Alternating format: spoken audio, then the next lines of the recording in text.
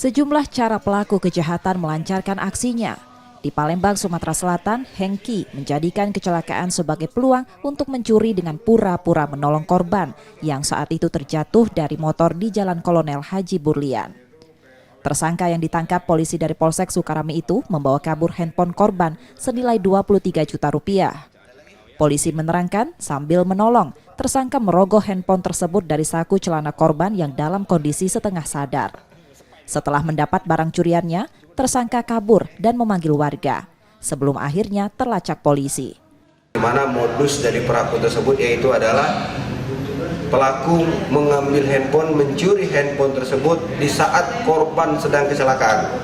Di saat korban sedang kecelakaan, korban tidak sadar, korban dibawa ke rumah sakit, ternyata handphonenya dibawa kabur oleh si tersangka tersebut. Tersangka sedang lewat, kejadian ini subuh. Nah, kejadiannya subuh, jadi tersangka sedang lewat.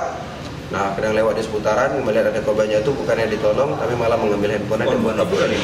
Tersangka kini ditahan di Polsek Sukarami, Palembang dan terancam hukuman 5 tahun penjara. Reski Oktora, Muklas Diferensial, Kompas TV, Palembang, Sumatera Selatan.